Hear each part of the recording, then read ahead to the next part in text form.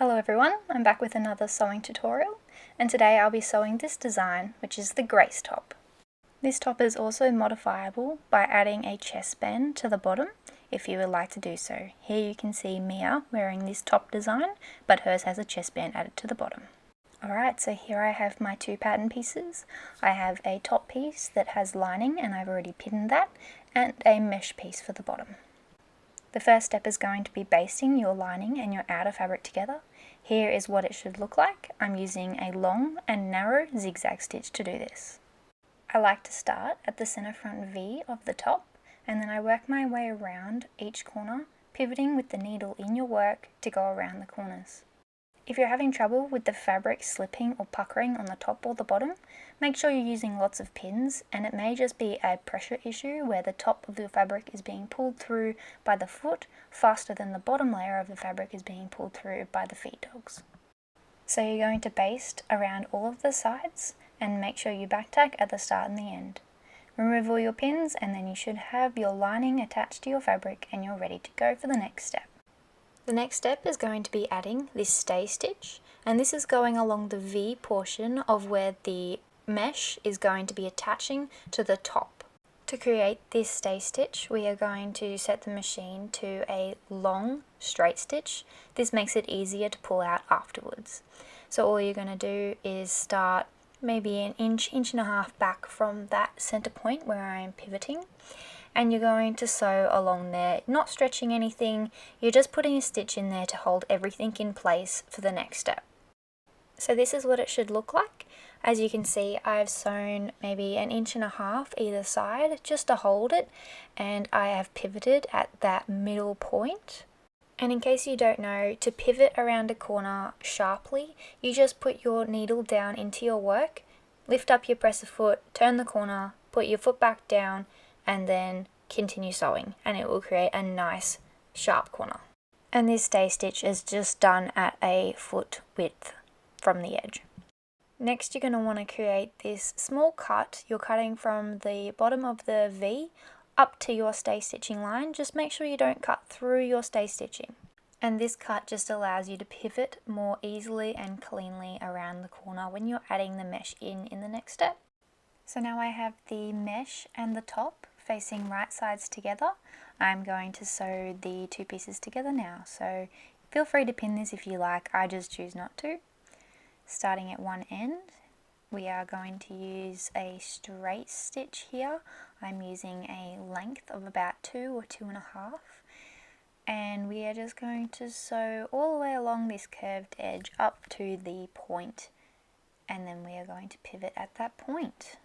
And if you haven't watched any of my other videos, I like to sew all of my seams with a straight stitch, and I stretch the fabric as I sew, so when you release the fabric, the stitch doesn't break. But do make sure that you test this and you get the setting right for you. Okay, so now I'm approaching the point of pivot.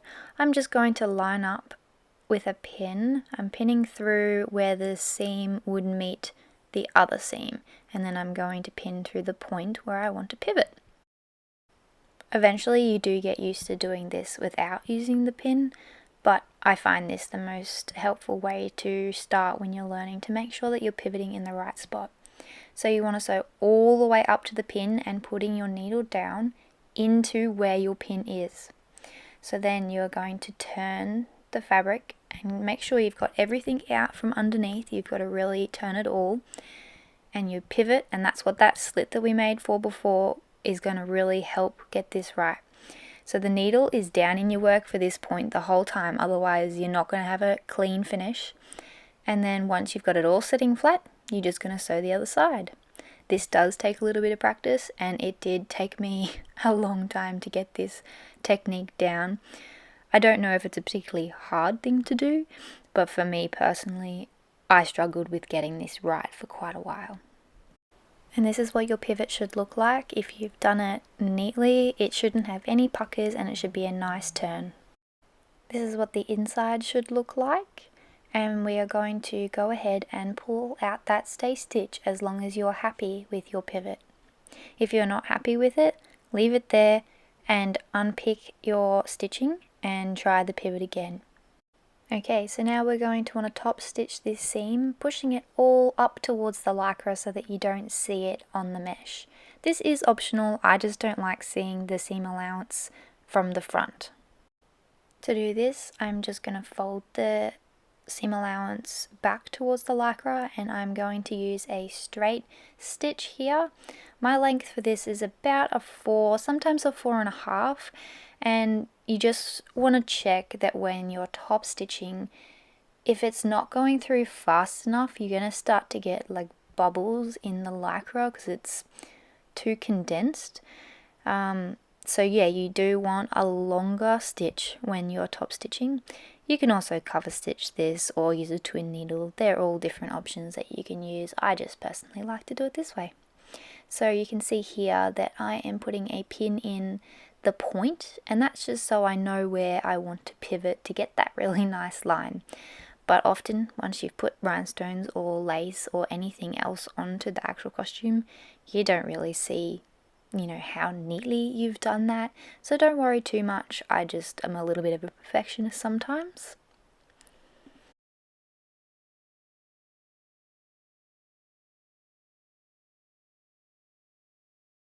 So after this, we are going to move on to elasticating all of the sides of the top. I'm going to be using 6mm elastic on all of the sides except for the bottom around the chest. That part I like to use an 8mm elastic. So all I'm doing here is using a zigzag stitch.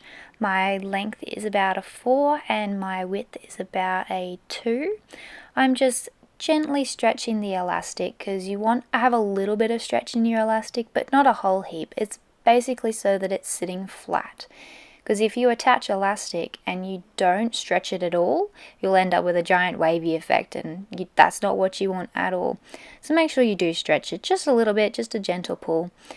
And now I'm going to move on to top stitching it. So my top stitching is always the same settings as well. I'm going to be top stitching with a length of 3 or 4 and a width of 4. One thing also to consider is if you're using, say, a pink lycra and a flesh toned mesh, do you want the stitching to go over both? So what I mean is, are you going to use pink thread and just continually sew onto the flesh tone part of the costume, or are you going to change colours? Personally, I like to change colours, but I have seen it done multiple different ways, and honestly, are you going to see it from stage? So just consider that. If you are swapping threads, you're just going to sew down to the part where, say, the pink stops, and then you have to change thread colours and then change back again. Okay, so I've just added the second piece of elastic along the next side, and then I am going to fold this under and top stitch it. I'm using the same settings for all parts. Like I said at the beginning, my adding the elastic onto the lycra, I use a narrower zigzag stitch, and then for top stitching I'll use a wider zigzag stitch. So you just want to fold it under, make sure that the elastic is pulled really tight against the edge so that you haven't got extra fabric along the edge, and back tack at all of your edges. So the next bit is a little bit more challenging. It is adding the elastic to the V, and you're going to do both sides of the V before you do the top stitching. Also, when you're adding this elastic, you want to stop the elastic at the edge of either side of the V. So here you can see this is where I have stopped stitching, and in the next photo it shows little red lines to try and better explain what I mean. You don't want it to go all the way down past either side of the V. So we're going to add the elastic in the exact same way. We're going to only be stretching it slightly, and we are going to sew it on down to the red line I drew in the last photo that's stopping just before the point of the V. Then you're going to cut your piece of elastic, and you want to leave about a centimetre and a half of a tail after your elastic. This will just help make the next part easier, and you can just cut the excess off later. So now I'm just pointing that part out where I'm just about to go to the edge and stop, and then I will move on to the other side. Now the other side is the exact same process. You're just going to start on the other side of the V and go up to the other corner. So I find it helps a little bit to fold that back to make sure that you get like super close to where you want it to be. You don't want to get it like over the line, but you do want to get it pretty close in order to get your final, when you top stitch it and you fold the elastic under, to get that final V section to sit quite nice and flat. Otherwise it can have like a little bit of a gap, but again, it's one of those things that you really don't notice when you put rhinestones and lace onto things. But you know, if you want to know how I do it and the way that I've found gets the best results, this is how I do it. So this is what it should look like, and this is the close-up of what it should look like, just a reminder that you've got that gap. And now you're going to make a small little slit, not all the way down, and this will allow us to turn it under. Alright, so here I am showing you how to do it. Just fold those pieces of elastic out of the way and hopefully it's in focus. You're just making a small little slit. Remember, you can slit more, you can't undo what you've already cut.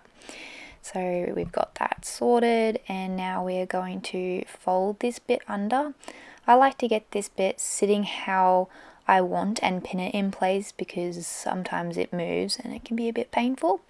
So I'm just getting this turned under, and then I'm going to pin it, and then I'm going to do the top stitching. So you can see here I'm putting the pin into the wrong side of the top, like the inside. You could put the pin on the outside, on the front side of the top, in case you're worried about running over the pin. And then we're going to start back up the top where we finished with our elastic, and we're going to do our top stitching. So the same settings as always I use for top stitching is a 4 for the width and a 3 or a 4 for the length. And as you sew this, you just want to stretch it so that it's sitting flat.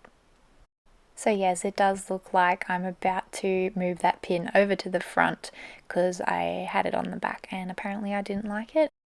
So the underside of the elastic should look like this, making a crisscross mark, and you're going to just simply sew down over the piece of elastic. I sometimes like to back tack here a few times just to reinforce this seam, and then put your needle down into your work and lift up your foot. Turn the corner and continue sewing on the other side. And this is what it should look like on the inside, and you can cut away those excess pieces of elastic now that you don't need them. They were just handy to keep there for that step. So now we're just going to finish off the last few sides. I am doing the other side of the armhole now. Exact same as the other side, slight stretch when you're attaching the elastic and stretching to sit flat as you top stitch. So this is the part I was talking about before, because I have a black piece of mesh and a green piece of lycra. I don't want to sew on the black part with green, so I'm going to start at the beginning of the lycra and I'm going to top stitch this section, and then I'll change over to black thread and I will just do the black section separately. So now I've gone off camera and I have changed over to black thread, and I'm going to just finish top stitching the black section. I've also left the other side at the beginning not top stitched, and I'll do this little section as well. And I'm not putting a thick chest band on this piece. I'm going to use the method where I use a 8mm elastic. So I will continue using the black for this section, and then I won't swap back to green until I do the straps on the back.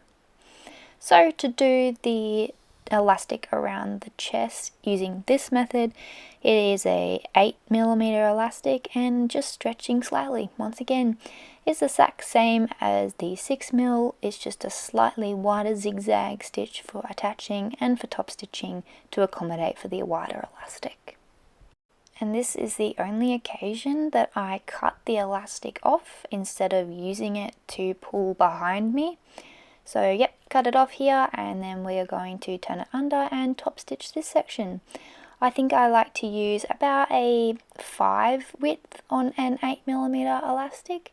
That's about enough that you're just going over the inside edge, the edge closest to the top, with the stitch, and it goes through the elastic and then through just off the edge onto the mesh. All that's left to do now is add any strap configuration you would like to the back and to the neck. Just be cautious of how easy it is for the dancer to actually get it on, and consider they are wearing hair and makeup that they don't want to get ruined. So it is easier if you put some clasps into, say, the neck area and sometimes even the chest area. Especially with younger kids, they find that a lot easier to get on. So if you need to look back at my previous video on the Chloe leotard, that will show you how I like to do straps. And if you have any questions, drop them in the comments below or send me a message on Instagram. Happy sewing!